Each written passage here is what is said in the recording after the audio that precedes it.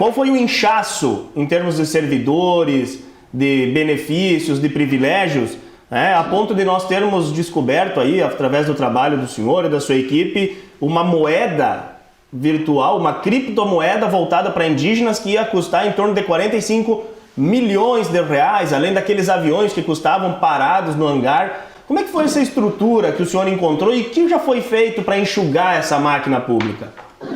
Olha, muito boa a tua pergunta. Logo que eu cheguei aqui, é a tese da terra arrasada, né? Totalmente destruído. Nós trocamos os coordenadores regionais, trocamos as equipes técnicas e quando eu cheguei aqui também me deparei com esse contrato de 45 milhões com uma universidade para criptomoeda, criação de criptomoeda para índio. Foi o absurdo do absurdo, sabe? Nós anulamos o contrato na minha gestão, não tem lógica nenhuma o tipo de contrato desse, né? E também das aeronaves, que geravam um custo altíssimo para o governo federal, FUNAI, né? Porque elas ficavam em hangar, quando não, sob intempéries aí, largadas em qualquer lugar. Não havia controle nenhum do patrimônio. Patrimônio público jogado. Viatura nossa da FUNAI de Mato Grosso tomando multa no Rio de Janeiro. Sabe, um escândalo, né? Nós saneamos tudo isso.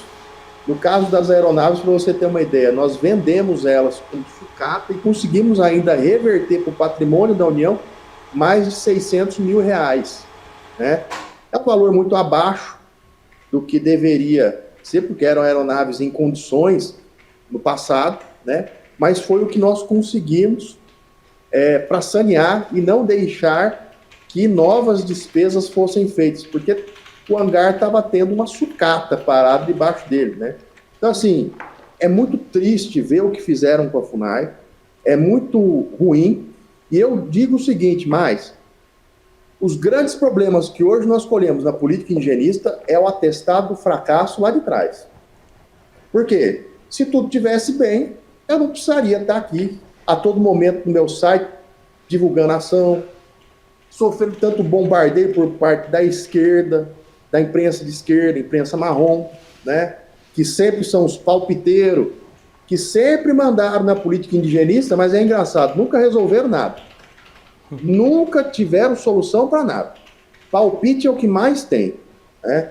Então, assim, se tudo tivesse bem, eu não precisaria, eu viveria isso aqui, seria o melhor lugar do mundo, né? Infelizmente não é. E se não é, por quê? Alguma coisa houve lá de trás. Não imagine, por exemplo, que esse problema de garimpo em terras indígenas, lá do Yanomami, que muito se fala, foi criado por esse governo. Negativo. Ele existe há mais de 30 anos. Sempre se faz muita operação lá e não consegue se resolver esse problema. Por quê? Porque tem alguma coisa que está errada.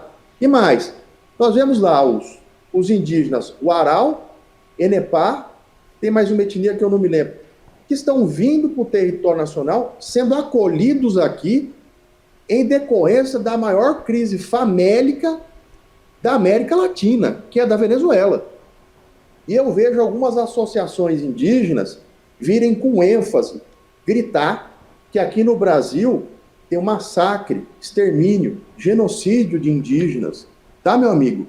Por que você não vai na ONU defender esses indígenas que estão sendo torturados, estão sendo retirados de suas áreas e vindo procurar acolhimento no Brasil?